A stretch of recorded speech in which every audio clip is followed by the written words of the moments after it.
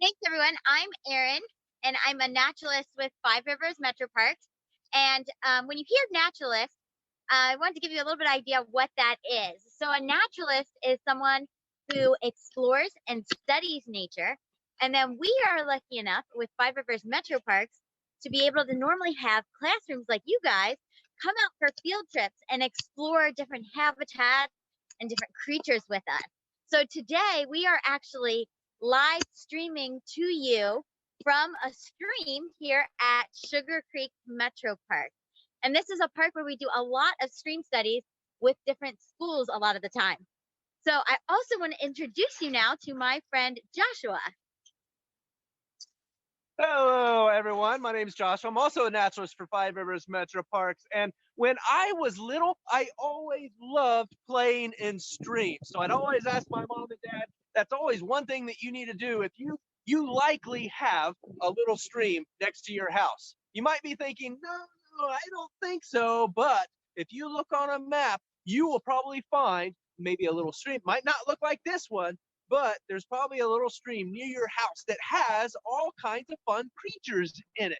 And so if you ever want to go exploring, you just always ask your mom and dad. You bring your mom and dad to the stream so they can see and make sure that it is safe.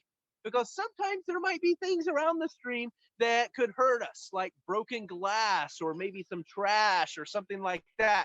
So we always want to make sure that the stream is really, really safe before we start exploring. Now, I know another thing you might be thinking about is, I don't have the right equipment. But all you need, like sometimes when we go looking at a stream, we will take a net with us. And that's how we caught some of the creatures today that we're going to show you. But really, all you need is these things that many of you already have. Their hands, right? I mean, you can, with these tools, you can get right into the creek, you can look under rocks, you can find all kinds of fun stuff that's out there. Another fun thing that's really important to have, let me see if I can take it off, is this. You guys know what this is. This is an old tennis shoe filled with water right now. But I love old tennis shoes when I'm out exploring the creek because it protects my toes from rocks, but then also glass. I know you heard a little bit earlier about things being thrown from outside of the car and stuff. Sometimes people will throw a bottle or something out of their car. Can you believe it? People throwing trash out their window, and then it breaks when it hits the road, and then the water, the rain just takes it and washes the glass right in our creeks. It's insane. I mean, I'm almost laughing. It's insane what sometimes people do to the planet. But because of that, the glass gets down here, and we want to be really careful. So whenever you go in a creek, always don't go in sandals. I know it's really popular to go into creeks with sandals and stuff. Put something that's going to protect your toes. Put something like that on your feet. Okay, sound good? All right, Erin, what do we have? Yeah, so we are going to start exploring some of our creatures. So I have our first creature here. And if you remember, Meg shared what her favorite aquatic creature is, and it was a salamander. And so I am going to share with you and let you see a salamander that we caught here in this stream. So let me get him where you can hopefully see him. So he's very tiny, kind of how Meg described him, kind of like a mix between a like lizard and a snake. Did he fall? They go out, yeah. Where did he go? He's got those stripes on there, so he's very well camouflaged in there. Well, wow. We have a little one here. Oh, that's a baby. Yeah, this one is a baby. I'm hard probably for them to see, but I'm going to try to get it to where you guys can see him on camera here. He's a feisty little rascal. There we go. So this is a small salmon. This is a baby. The way that you can tell is it actually has little gills by its eyes, right behind its eyes. And that'll let you know that it's a baby instead of an adult. And you guys got in your kit, each teacher should have gotten an amphibian guide where you can see these guys up close. So this is a 2-line salamander, which is pretty cool to see up close. He's got like little toes and little beady eyes that you can see. Trying to get him on camera here again for you. They're being squirmy here this afternoon. There we go. So he is super cool and he does have, little bones. So when you're searching for these guys, they're not going to typically be in the stream unless they're little ones like this, where they have the gills. But a lot of times you'll find the adults or the bigger ones on the sides of streams under rocks, hiding under there where it's just a little bit moist. But when you find them, you want to be, gentle when you catch them and remember that they have bones like you and me. And then also, we want to make sure that you get your hands wet. So these guys are amphibians, and so they actually have a protective slime layer on them. So they might feel, Meg, I think, described them as a little slimy. And so they might feel a little slimy too, but that slime is actually really important to them. So that slime helps them keep from getting sick. So it's kind of that protection. So if your hands are dry, you might accidentally wipe some of that off, which we don't want to do that. So that is our salamander, which is super cool. And there's different salamanders. So again, checking out that super cool guide that you got from the Ohio Department of Natural Resources, which is all just amphibians and stream fish and water birds that you're going to find only in Ohio, which is super cool. But with that, Joshua is going to share with us some of our other creatures. Well, are there any questions about the salamander? Yeah, are there any questions on our salamanders? You want to type them in the chat? I think Rachel will let us know what those are. All right. Well, I'm going to let Joshua show you our next creature. All right, now you guys were just reading a story, and in that story, there was mentioned a rainbow darter. We have fishes in our streams here in Dayton, Ohio, that put tropical fish to shame.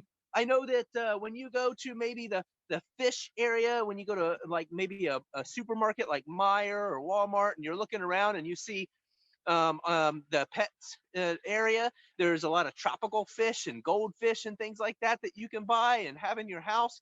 Well, there's a lot of fishes out in our streams that are even more colorful than them. They're incredible. However, they're really hard to keep alive.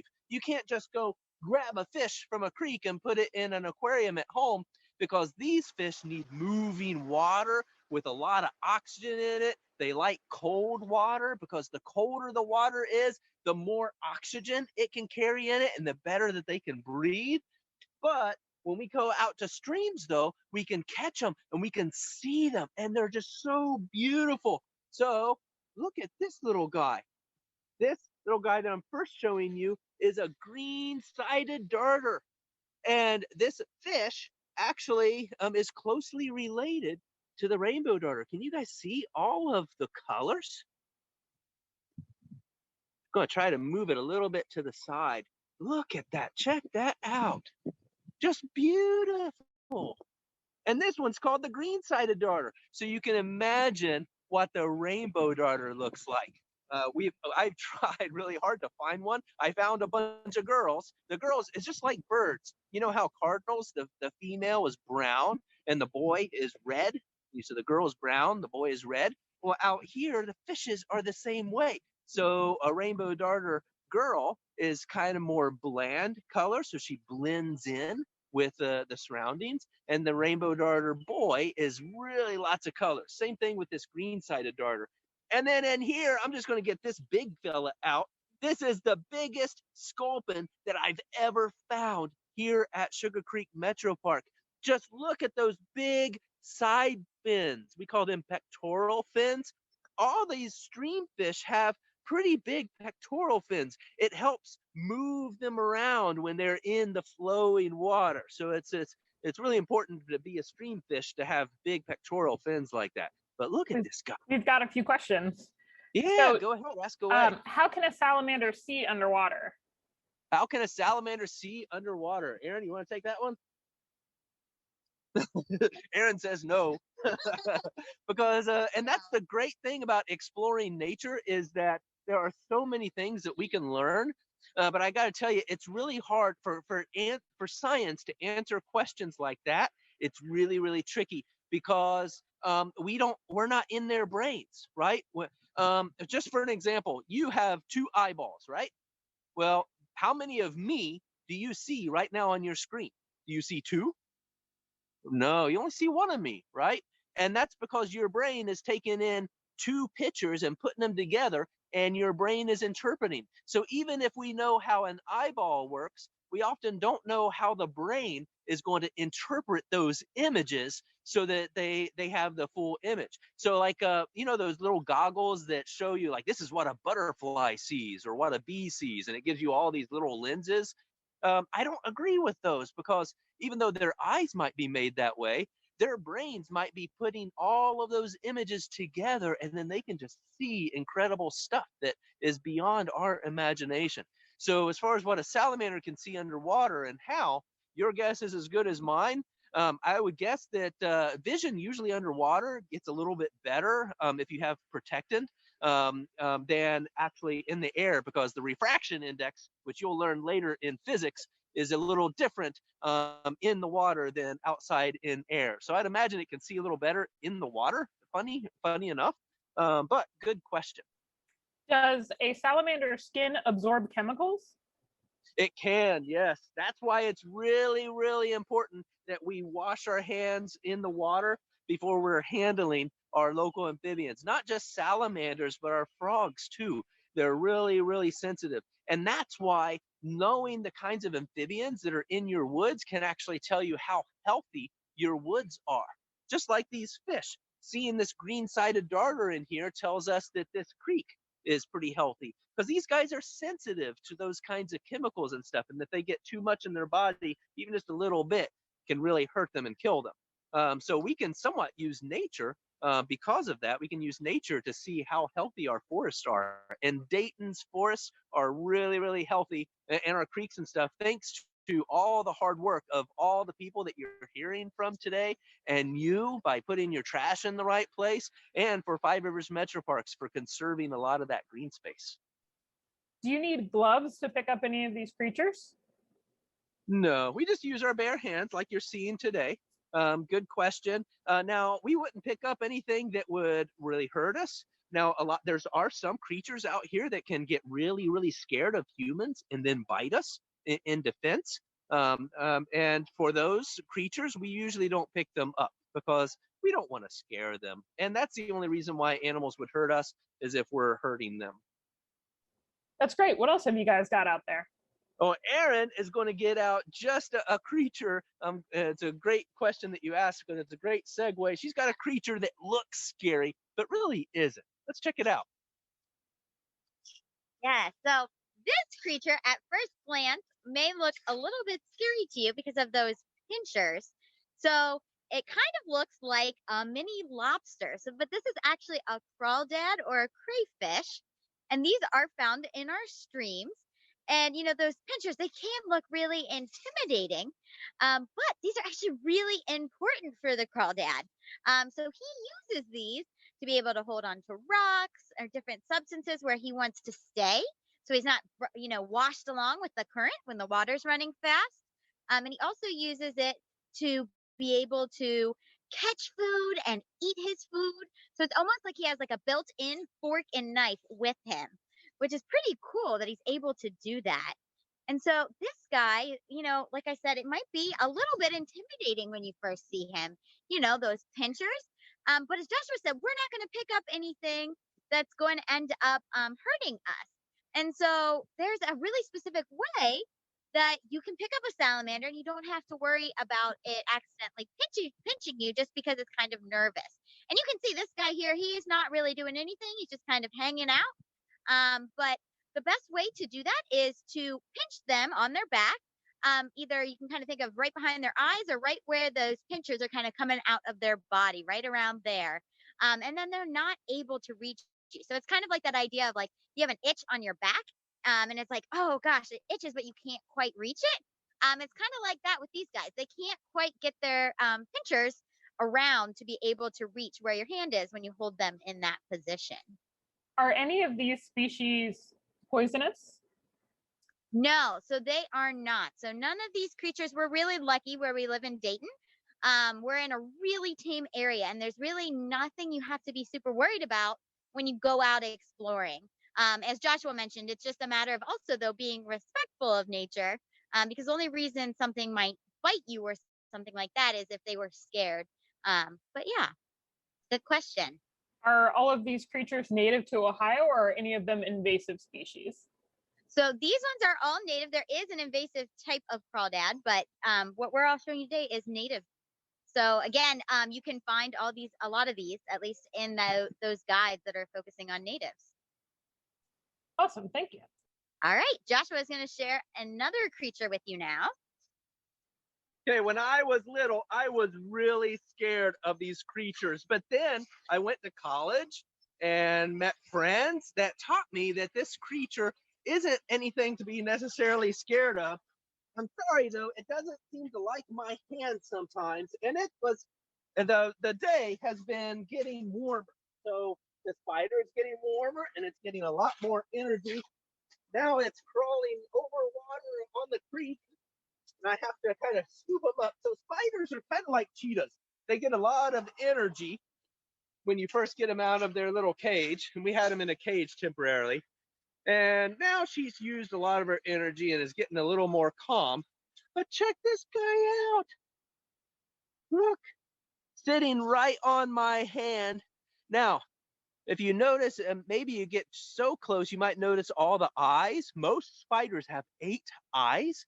And where those eyes sit on their head can kind of help you identify who they are. This guy is a little fishing spider.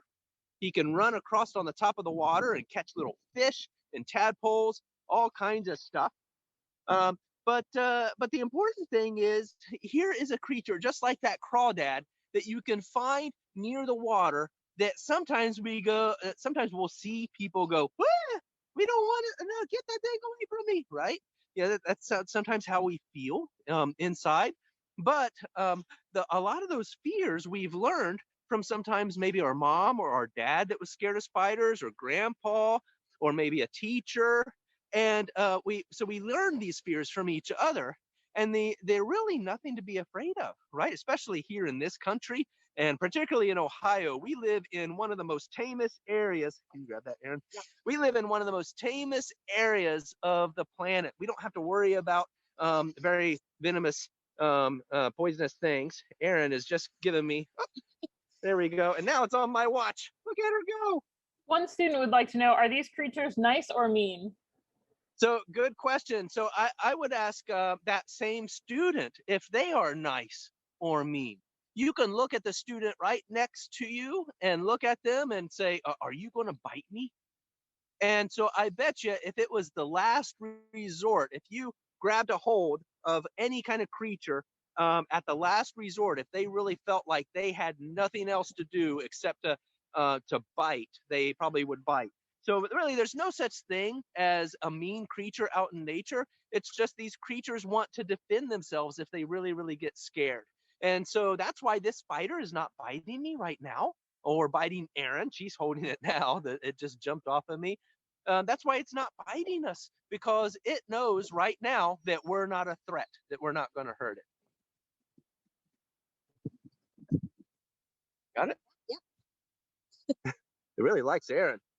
Are there any other questions? Not right now.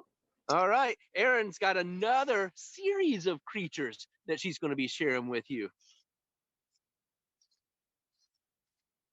All right. So sometimes when you might come out and start exploring a creek and a stream and you're looking for creatures, you're going to want to be using your hands, like Joshua said, and turning over rocks and looking not just only in the water, but on the sides of the creek.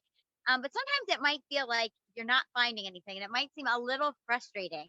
But if that happens, what you want to do is flip over those rocks again and kind of just take a minute and look very closely. And if you watch for a second, I bet almost all of the time you will find something wiggling on that rock. And so that is a type of macroinvertebrate. So there are lots of macroinvertebrates that like to live on the bottoms of those rocks. And so these are tiny little creatures, and I'm not sure how well you guys can see them in here. They're kind of all bunched together. They're kind of on top of each other here. But there are a variety of different macroinvertebrates in our streams. So this here just shows a couple of them, but these are typically insect larvae. So these are going to become insects actually. So you have things like your caddis flies and your stone flies, water pennies, dragonfly larva. You have all kinds of different things you could find. Even a creamfly larva. So if you've ever had someone tell you that this really big bug that you see that looks like a mosquito, and it seems like, oh, that's a really big mosquito. That's the male mosquito. Chances are that's actually a cream fly. And they are not like mosquitoes at all. They're completely harmless and they start out in our streams. But what's really cool about these creatures is similar to how you go to the doctor for a checkup. We can do checkups on our streams to try to get an idea of their health. And Joshua told you about how knowing just like even what salamanders are present or not, or fish, can be a good clue as to how healthy streams are. These guys can also be really helpful. So looking at how many creatures of each class, so this kind of paper here breaks them into classes. If you have more of a class 3, then you have a healthier stream than if you don't have as many of those guys. So here we actually have a lot of mayflies in this container, which is right up here, which tells us that this is a really, really healthy stream, which is really cool how you're able to use just these tiny, tiny little things to be able to know so much about our streams. But with that, I'm going to pass it over to Joshua to tell you a little bit about how we are all connected to streams a little bit more. So you just heard a little bit earlier about how our rivers flow and how what we do here can impact the oceans, which is, that is a story that's like near and dear to my heart. And I just want to share with you and kind of take you along a journey of water with me, starting with you. And you might recall maybe this morning when your mom or dad or grandpa or somebody went into your room probably and woke you up and said, it's time for school. And maybe you started with, oh, I don't want to, and you stayed in bed a little bit longer, but eventually you took the covers off and you stood up and you took that morning stretch, and then you decided that you have this funny feeling inside of you. This feeling that you need to do something. And so you go to this special room in the house, this room that doesn't have one of those pesky TVs in it, right? And it just has a sink, maybe a place where you wash your body, and then it has this chair with water in it. And I know what you're thinking. Some of us sit down on it, some of us stand up in front of it, but we all do it. We have to just let ourselves go, and we pee in the morning, right? Well, then, how many of you know about this special button on the side of this chair with water in it? And if you push it, your pee goes, it makes a funny noise. Do you guys know about that button? Because I have 5 children and they all struggle finding this button at my house. But I'm hoping that you know where that button is. And then when you push it, your pee actually goes into this interconnected network of pipes. Your house is connected to your neighbor's house, that's connected to the fire department and the supermarket and the school building, and all of these toilets are all connected, and everybody's poop and pee is coming together and mixing in a nice little slurry going into the water treatment plant. And then there we use nature to kind of clean it up. We have bacteria growing in that water treatment plant, and we clean up the pee. We clean up that water. And then the water goes into the river system, so into the Great Miami watershed. So if you live next to the Mad River, maybe it goes into your pee goes to the Mad River, and then the Mad River takes it to the Great Miami River, and then the Great Miami River takes your pee to the Ohio River, and there's little fishies swimming around in there too. And then the Ohio River takes your pee to the Mississippi River, and then where does it go? The Gulf of Mexico, the ocean. There's when cooler stuff starts happening because a whale swims through your pee. A plant takes a little bit of your pee and it grows, but then a turtle comes by and eats the plant, then poops out your pee until finally your pee is moving through thousands of plants and animals until some of it reaches the top of the ocean and meets the ball in the sky, we call the sun, and your pea rises into the air, turns into a puffy white thing we call a cloud. You can probably look out your windows right now and you can see the clouds. Like, yeah, some of you might be up there. And then it gets darker and darker until finally it comes down as rain. And the rain gives a drink to all of the plants and the animals all around us. And we even have another set of pipes that soak it up out of the ground. And then we clean it up a little bit and it comes right to your faucet at home. Or maybe right to the soda fountain at Subway or at all these other places. And then you drink it up. Maybe it's got some sugar in it and we call it like Coke or Mountain Dew, or maybe it comes from a cow and we call it milk, or maybe it came from an orange and we call it orange juice, but it's still mostly water. And that water has been through lots and lots and lots of animals already on Earth. So this water is binding all creatures and everything in nature all together. And so what this means is if I do something to hurt this stream right here, if I hurt this water right here, who am I hurting? Us. We're hurting every creature on the planet when we hurt our soil, when we hurt our water, when we hurt our air. So that's why it's really, really critical that we really treat nature with respect when we come out and explore. So, Erin, do you have anything to share? Yeah, so we just wanted to encourage you guys to get out and find a stream or creek to explore. It's tons of fun. You can spend hours out here looking for different creatures. It's great when it's a warm day to kind of cool down. So try to go out and find a stream to explore. We also have several streams and things that you can explore in Metro Parks. So as I mentioned, we're right now at Sugar Creek Metro Park, in an area where we typically do school field trips and different public programming. And so who knows, post-pandemic, maybe one of your teachers will bring you out and we can actually be out here with you doing a stream study. You get to meet Erin live in person doing a stream study. Especially next year, you might have different teachers. Tell them that they can call us and we can have a field trip right here in the creek, and you yourself can catch a salamander, can catch a rainbow darter or a greenside darter, all kinds of stuff yourself. Wouldn't that be cool? Just let them know. Do we have any other questions? I think that's everything. Thank you so much, Five Rivers Metro Parks. Thank you for having us. You guys take care.